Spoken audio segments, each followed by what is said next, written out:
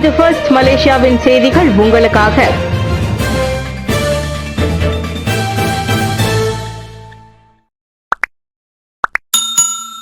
அடுத்த 48 மணி நேரத்தில் இஸ்லாமாபாத்தில் Iran America இடையே 2ஆம் கட்ட பேச்சுவார்த்தை.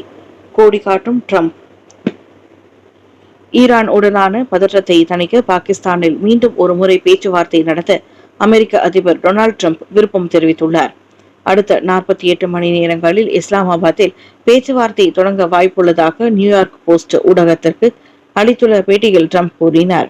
மத்தியஸ்த முயற்சிகள் பாகிஸ்தான் ராணுவ தளபதி அசிம் முனிர் மிகச்சிறந்த முறையில் செயல்பட்டு வருவதால் இஸ்லாமாபாத் திரும்ப அமெரிக்கா குழு மிக ஆர்வம் காட்டுவதாக ட்ரம்ப் தெரிவித்தார். கடந்த வார இறுதியில் நடைபெற்ற முதற்கட்ட பேச்சுவார்த்தையில் உடன்பாடு எட்டப்படாத நிலையில் இந்த அறிவிப்பு முக்கியம் பெறுகிறது. அடுத்த 48 மணி நேரங்களில் இந்த பேச்சுவார்த்தை குறித்து அதிகாரப்பூர்வ அறிவிப்பு வெளியாகும் வரை என எதிர்பார்க்கப்படுகிறது. டீசல் கட்டுப்பாடு குறித்து பொய் செய்தி, சமூக வலைதளவாசியிடம் எம்சிஎம்சி விசாரணை.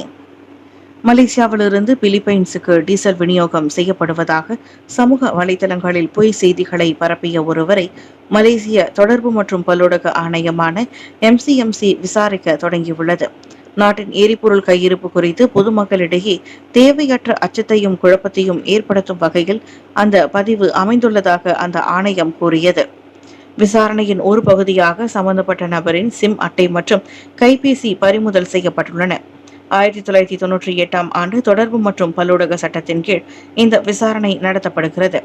குற்றம் நிரூபிக்கப்பட்டால் அதிகபட்சம் 50,000 ரிங்கிட் அபராதமும் ஓராண்டு சிறை தண்டனையும் விதிக்கப்படலாம். இந்நிலையில் உண்மைத்தன்மையை உறுதிப்படுத்தாமல் எரிபொருள் தட்டுப்பாடு போன்ற உணர்வு பூர்வமான விவகாரங்களில் தவறான தகவல்களை பகிர வேண்டாம் என பொதுமக்களை எம்சிஎம்சி எச்சரித்துள்ளது. பெட்ரோல் நிலையங்களில் தற்காலிக சிக்கலுக்காக மன்னிப்பு கோரிய ஷெல். தனது சில பெட்ரோல் நிலையங்களில் எரிபொருள் விநியோகம் குறைந்ததாக சில சமூக ஊடகங்களில் பரவிய தகவலுக்கு ஷெல் மலேசியா மன்னிப்பு கேட்டுள்ளது. சில நிலையங்களில் தற்காலிக விநியோக சிக்கல்களை ஏற்பட்டதாலேயே எரிபொருள் விற்பனை கட்டுப்படுத்த வேண்டிய நிலை ஏற்பட்டதாக அந்நிறுவனம் விளக்கியது. எனினும் இந்த பிரச்சனை முழுமையாக எரிபொருள் தட்டுப்பாடு அல்ல, மாறாக விநியோக தாமதம் மற்றும் அதிகமான தேவையால் ஏற்பட்ட ஒன்றே என அது கூறிற்று. பொதுமக்கள் தேவையற்ற பதற்றத்தில் அதிக எரிபொருள் வாங்க வேண்டாம் எனவும் அது கூறியது. பாதிக்கப்பட்ட நிலையங்களில் விநியோகத்தை விரைவில் தீர்க்குமாறு பணிகள் நடைபெற்று வருகின்றன. வறட்சி ஜூன் வரை நீடிக்கும், வெப்பநிலை அதிகரிக்கும். வெப்பநிலை 37.5 டிகிரி செல்சியஸ் வரை உயரும் நிலையில் மலேசியா கடுமையான வறட்சியை எதிர்கொள்ள தயாராகி வருகிறது.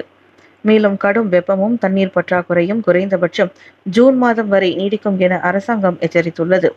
நாடு அதிகாரப்பூர்வமாக அதிக அபாயம் உள்ள வானிலை நிலைக்குள் நுழைந்து விட்டதாக இயற்கை வளங்கள் மற்றும் சுற்றுச்சூழல் நிலைத்தன்மை அமைச்சர் டாக்டர் ஸ்ரீ ஆர்சர் ஜோசப் குருப் உறுதிப்படுத்தினார்.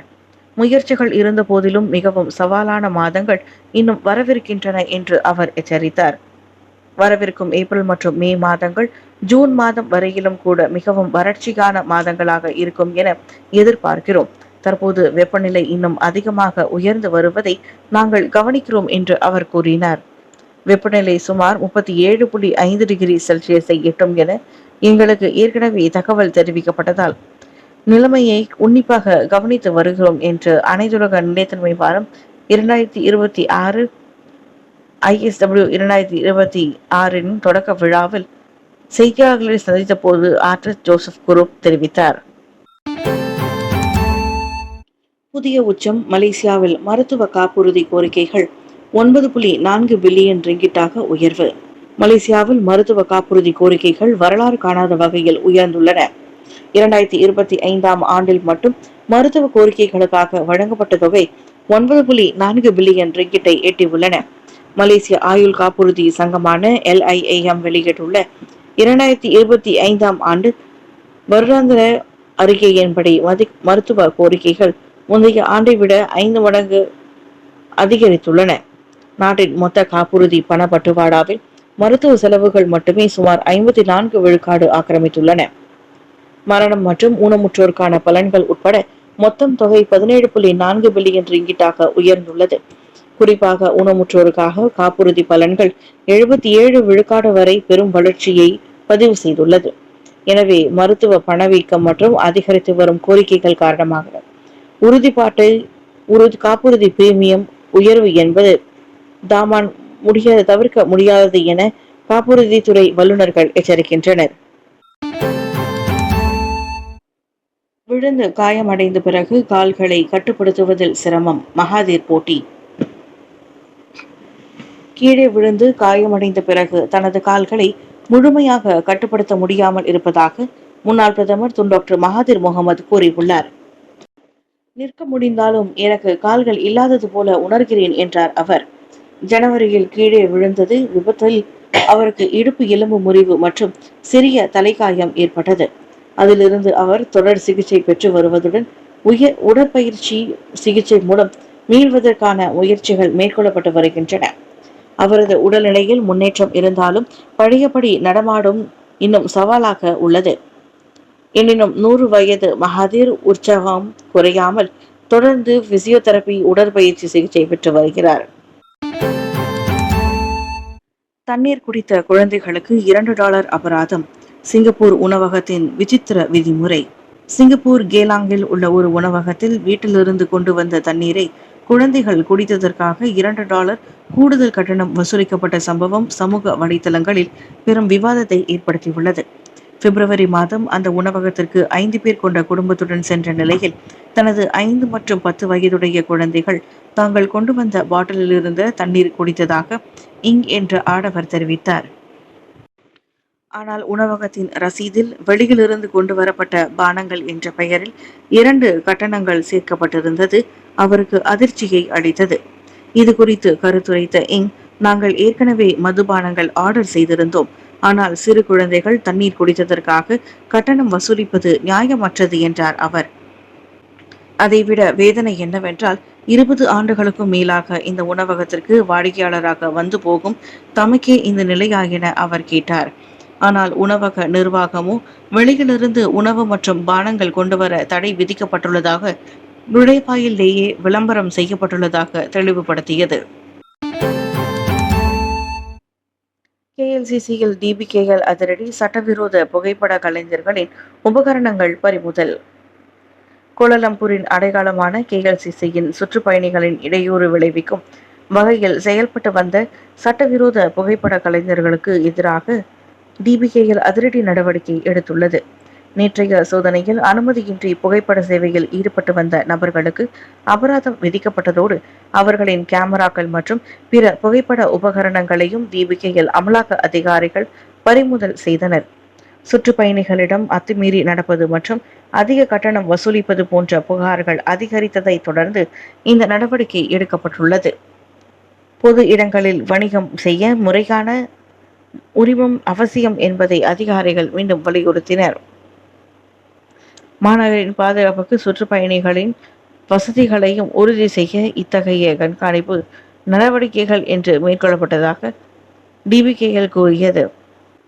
சட்டத்தை மீறுபவர்கள் மீது கடும் ஒழுங்கு நடவடிக்கை எடுக்கப்படும் எனவும் எச்சரிக்கை விடுக்கப்பட்டுள்ளது.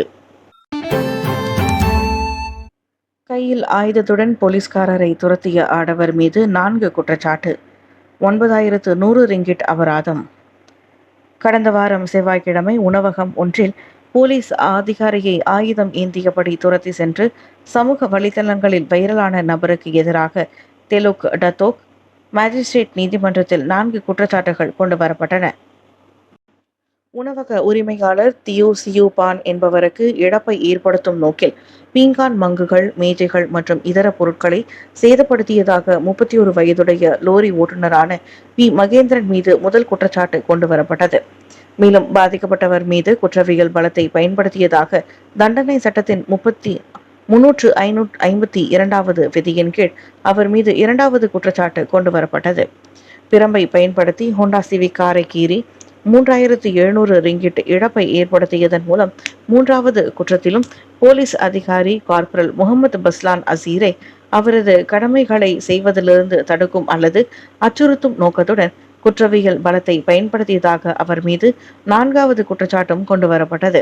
இந்த அனைத்து குற்றங்களையும் ஏப்ரல் 8ஆம் தேதி மாலை 3:15 முதல் 3:30 வரை கோலலங்காட் தெலோக் மங்கோகாங் உள்ள உணவகத்தில் மகேந்திரன் செய்ததாக கூறப்பட்டது. பெற்றோர் ஆசிரியர் சங்க கட்டணம் செலுத்தாததால் மாணவரின் SPM முடிவு பிடித்தம். சிரம்பான் பள்ளி மீது விசாரணை. சிரம்பானில் உள்ள ஒரு பள்ளியில் பெற்றோர் ஆசிரியர் சங்க கட்டணம் செலுத்தாததற்காக மாணவர் ஒருவரது SPM தேர்வு முடிவுகள் நிறுத்தி வைக்கப்பட்டதாக கூறப்படும் புகார் குறித்து கல்வித்துறை விசாரணையை தொடங்கியுள்ளது. டிக்டாக்கில் பரவிய வீடியோ ஒன்றை அடுத்து அந்த விவகாரம் வெளிச்சத்திற்கு வந்துள்ளது. அதில் தேர்வில் சிறப்பு தேர்ச்சியை பெற்று பதிவு செய்த ஒரு மாணவருக்கு பாராட்டு விழாவின் போது தேர்வு சான்றிதழ் இல்லாமல் வெறும் வெற்று உரையே வழங்கப்பட்டதாக புகார் எழுந்துள்ளது. மேலும் அந்த மாணவர் பெற வேண்டிய 250 ரிங்கிட் பரிசு தொகையையும் பெற்றோர் ஆசிரியர் சங்க நிலுவை கட்டணத்திற்காக பள்ளியால் பிடித்தம் செய்யப்பட்டதாக தெரிகிறது. இது குறித்து விளக்கம் அளித்துள்ள மாநில கல்வி இலாகா, பெற்றோர் ஆசிரியர் சங்க கட்டணம் என்பது விருப்ப அடிப்படையிலான பங்களிப்பு மட்டுமே என்றும் அதை காரணமாக கொண்டு மாணவர்களின் தேர்வு முடிவுகளை தடுத்து நிறுத்தக்கூடாது என்றும் திட்டவட்டமாக கூறியுள்ளது. இந்த சம்பவம் குறித்து தீவிர விசாரணை நடைபெற்று வருகிறது. ஜூன் இறுதி வரை நாடு முழுவதும் பெட்ரோல் டீசல் கையிருப்புக்கு பெட்ரோனஸ் உத்தரவாதம். நாட்டில் பெட்ரோல் மற்றும் டீசல் கையிருப்பு ஜூன் இறுதி வரை தட்டுப்பாடின்றி கிடைக்கும் என பெட்ரோனஸ் உத்தரவாதம் அளித்துள்ளது. முன்னதாக மே மாதம் வரை மட்டுமே கையிருப்பு இருக்கும் என்று கணிக்கப்பட்டிருந்த நிலையில் தற்போது மேலும் 1 மாதத்திற்கு இந்த உத்தரவாதம் நீடிக்கப்பட்டுள்ளது. மத்திய கிழக்கு பதற்றத்தால் உலகளாவிய எரிசக்தி நெருக்கடி நிலவினாலும் விநியோக சங்கிலியை தொடர்ந்து கண்காணித்து வருவதாக அந்த தேசிய பெட்ரோலிய நிறுவனம் கூறியுள்ளது. எனவே பொதுமக்கள் பதற்றமடைந்து எரிபொருளை வாங்கி குவிக்க வேண்டாம் என்றும் தேவைக்கேற்ப மட்டும் வாங்குமாறும் பெட்ரோனஸ் கேட்டுக் கொண்டுள்ளது. மலேசியா எண்ணெய் உற்பத்தி நாடாக இருந்தாலும் ஈரான் போரின் தாக்கத்திலிருந்து முழுமையாக பாதுகாப்பாக இல்லை. நாட்டின் கச்சா எண்ணெய் தேவையில் 40 விழுக்காடு ஹார்முஸ் நீரிணை வழியாகவே கொண்டு வரப்படுவதை பெட்ரோனஸ் சுட்டிக்காட்டியது.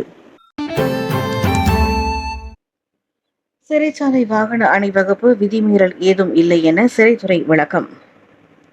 மலேசியா சிறப்பு சிறைச்சாலை துறையின் வாகன அணிவகுப்பு தொடர்பாக சமூக ஊடகங்களில் பரவிய காணொலிக்கு அத்துறை தற்போது விளக்கம் அளித்துள்ளது.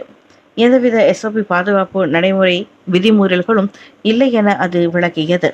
சமூக ஊடகங்களில் வைரலான அந்த காணொலியில் சிறைச்சாலை பேருந்துகள் பாதுகாப்பு வாகனங்கள் இன்றி செல்வது போன்ற காட்சிகள் இடம்பெற்றிருந்தன. காஜாங் சிறையிலிருந்து நீதிமன்றங்கள் மற்றும் மருத்துவமனைகளுக்கு கைதிகளை அழைத்து செல்லும் போது ஒரு சம்பவம் நடக்கிறது. பயணத்தின் போது ஒரு பேருந்தில் தொழில்நுட்ப கோளாறு ஏற்பட்டதால் நீதிமன்ற நடவடிக்கைகளில் தாமதம் ஏற்படுவதை தவிர்க்க மற்ற வாகனங்கள் திட்டமிட்டபடி பயணத்தை தொடர்கின்றன.